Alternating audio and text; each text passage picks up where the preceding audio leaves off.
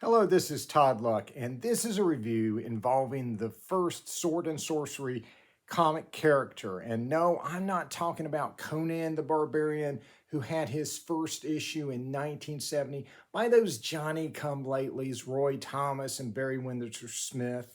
They were actually 2 decades too late to be first. No, we're going all the way back to 1950 for the first issue of a pulp magazine called Out of This World by Avon. It featured a comic insert called Crom the Barbarian. The name Crom is, of course, swiped from Conan's god Crom, and Crom the Barbarian is, of course, a swipe of Conan. It was a way to get those kinds of stories into the comic book medium. It's wild to think this existed in 1950. Look at the way those characters are rendered. Look at the women's hair. Crom was written and created by legendary comic writer Gardner Fox with art by John Guenta, who did their very best to try to squeeze barbarian adventures into the densely narrated 10-page format of comic book stories at the time. Crom only lasted for 3 10-page installments and then was lost to obscurity. But what if he hadn't been lost to obscurity? What if he'd kept going? What if he got the same treatment that Conan the Barbarian would later receive? Well, that's the concept behind the trade paperback we're looking at today, which not only reprints the original Crom stories from the 1950s, but also contains brand new material to continue the saga. And as you can tell looking over my shoulder, Crom reprints come in multiple formats, different sizes, color in black and white, and we'll go over what your options are at the end. But first, let's talk briefly about the co-creator of Crom, Gardner Fox. He was a legendary comic writer who created not only the Golden Age Hawkman, but also the Silver Age version of Hawkman. In 1939, he would not only create the Golden Age Flash, Jay Garrick, he would also create the Golden Age Sandman, Wesley Dodds. In 1940, he created the mystical hero, Dr. Fate. And in 1964, he would create DC's other beloved mystical hero, Zatanna. He also did the first story teaming up different versions of the same hero from different Earths, introducing the multiverse into superhero comics with the story The Flash of Two Worlds. In the 1940s, he would bring all of DC's major heroes together to form the team Justice Society of America. And he would do the same thing starting in the 1960s when he created the Justice League of America. And of course, his regular multiversal epics teaming up the Justice Society with the Justice League to fight menaces of other Earths became a cornerstone of the DC Universe and superhero fiction in general. And I love his work on Justice League. Every issue is a new, self-contained, highly imaginative epic where he frequently creates new alien worlds, alternate timelines, dangerous dimensions. The man sometimes created more in a single issue of Justice League than some modern writers create in an entire run of a series. Gardner Fox was a man of boundless imagination when that was a valued commodity in comics.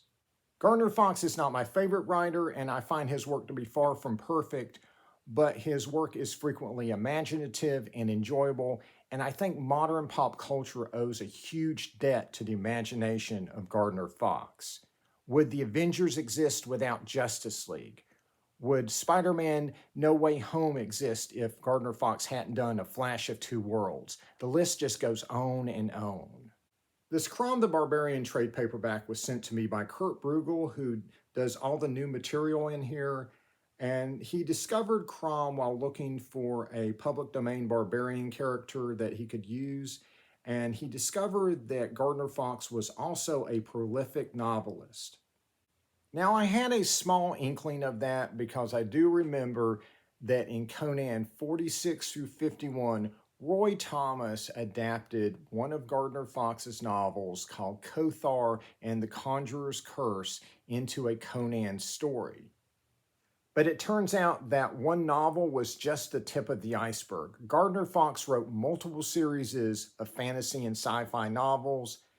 He even wrote long-running series of naughty novels like The Lady from Lust and Cherry Delight under different pseudonyms. In total, Gardner Fox wrote over 150 novels. And so Bruegel, with the permission of the Oregon Archives and the surviving members of Fox's families, has acquired these novels and digitally transcribed them and has made them available. And we'll talk about how you can get a hold of those at the end. So Bruegel did all of the new material in here by himself. And so this is not a comic that was put out by a company with, resources. This is a passion project by a single person. And so I'm going to grade it with a little bit of a curve, but not much of one. This is a very impressive passion project. I know the first thing a lot of you will notice about this is the size. And yes, it is magazine format. It is just slightly larger than an issue of Savage Sword of Conan. If you're actually looking for an exact match, it is exactly the same size as a modern DC Black Label graphic novel. So because this is magazine size and it is 140 pages of black and white material, I would like to call this your Savage Sword of Crom option. This is the latest version of the Crom collection. I think a color cover would have complemented the format nicely, like this cover from a previous version of the collection. I think the black and white cover is interesting, but I think the artwork on the interior is actually more impressive. Before we get into the interiors, here's what the artwork looked like in the previous editions. Notice how he uses line work for shadows and such. Since then, he's grown as an artist and learned more advanced inking techniques. And he actually re-inked all of his artwork in this new edition, and it's actually quite impressive. It's very rare to see an artist go back to improve their old work, and all the additional effort he put into this new edition is definitely appreciated. The storytelling is super solid, and the rendering is impressive for a small press project. Honestly, there's a lot of comics I get from big companies that don't look this nice, and it prints well. Maybe you can give some pointers to Titan Comics. Just kidding, just kidding. I know Savage Sword number 5 printed fine, and I'm sure that they've got their printing issues licked on Savage Sword at this point. The collection does have one printing mishap of its own, were 2 narration boxes that were perfectly legible in the previous edition you're looking at here. Well, they for some reason ended up having a dark color printed over it, making it hard to read. But as we've established on this channel, printing mishaps happen to everybody. But that's the only printing mishap I noticed.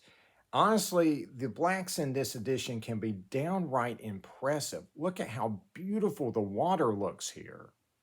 Moving on to story, Crom was certainly a Conan swipe, but Gardner Fox put his own spin on it. Unlike Conan, Crom lived in a time when man still lived alongside pre-human races. And unlike the serpent men or werewolves you might see in Cole, the races here are not mystical in nature. There's men with monkey tails, there's ape men who sacrifice victims in their ruined cities, but these appear to be offshoots of evolution that would have fit right in with the savage land of Pellucidar or the lost city of Opar you find in the works of Edgar Rice Burroughs. And I like the blending of elements from Robert E. Howard's Conan stories with Edgar Rice Burroughs' stories of Tarzan and the Earth's core. It creates something unique, and I think that the new stories in here do go along with the original world that Gardner Fox created. And this collection actually starts with the new stories, which take place before Gardner Fox's original stories. And so they begin with youthful Crom. And I think starting with the new stories and then going to the reprints actually works really well in here. It gives you the sense that you're reading the chronicles of a barbarian hero, from his early days to his days as king. There are a few typos in here, but that's perfectly understandable when you're editing yourself. And of course, typos happen at even the largest comic book companies. In fact, the most memorable mistake in here is in Gardner Fox's first Crom story, where a typo in the narration accidentally calls the snake thing that Crom is fighting a snack thing. I'm not sure how snack thing got past the editor. And so after the new stories in the collections, you'll get to the reprints by Gardner Fox. And one thing I do want to note is that every reprint page I've shown you in this video is from a previous version in this collection. These scans are a thing of beauty. They're printed in black and white in this edition, which is really cool because back in the day, Marvel would take their color comics and reprint them in black and white in their magazines. So it's really cool to see Crom get that same treatment. Even once you get past the snack thing, Gardner Fox probably could have used some better editing on this first story. The dialogue at the beginning is bizarre, and there's just such an insane amount of stuff crammed into this 110-page story that begins with him in his homeland and ends with him almost becoming a king. And at times it's incoherent, but it's still fun and interesting. Fox greatly improves in the second story, which does cram an absolutely insane amount of stuff in there, but it's much better written and much more coherent, and it's actually a pretty decent read. But it's this third and final story that, in my opinion, Gardner Fox hits his stride. It has Crom fighting a giant, and it's an interesting, quirky, unique story that you won't find in Conan or Cole, and it just shows the type of potential Crom had if Gardner Fox had kept going. But wait, what's going on here? There's this fourth story from Gardner Fox of Crom, and this one's from the 1970s. It's presented here with no explanation, and it's strange because he seems different, he looks different, and he doesn't have his sword. So what's going on here? So this particular story is taken from a comic Fox worked on called Jungle Adventures, featuring a Tarzan-like character named Zangar. In the third issue, there's a story with some fantasy elements in it. So Bruegel took this story, he recolored Zangar's hair and switched out Zangar's name for Crom's, and he turned it into a Crom story. This is in the same tradition of Roy Thomas taking non-Conan dark fantasy stories and adapting them into a Conan tale. It's a neat idea to do this with Crom, but obviously only being able to change a character's hair and name is limiting. And so that brings us to Crom and the Warlock of Sharador, which is a new prose story that was produced for this new trade paperback. The original Warlock of Sharador was a story that was done for a science fiction magazine called Planet Stories by Gardner Fox, and Bruegel adapts the story into a prose Crom story, and he turns spaceships into sailing ships, swords into blasters, and so on, and it works well. It's a 36-page story, and each page has a new illustration on it by Bruegel, which are quite nice. The story is a quest for revenge against an evil emperor that takes a cosmic turn involving space gods. Fox's writing has its flaws, but the story becomes very interesting in the last half with the sort of wildly imaginative cosmic storytelling you would expect from the man who would go on to write Justice League. It fits in well with Crom and was a good addition to this new collection. You can read or listen to the original story at the Gardner Francis Fox Library. That's a website that Bruegel curates, and I'll include a link to the original story in the description of this video. And so along with all of the new and old material in here, there's also some pinups by guest artists in the back to complete your Savage Sword experience.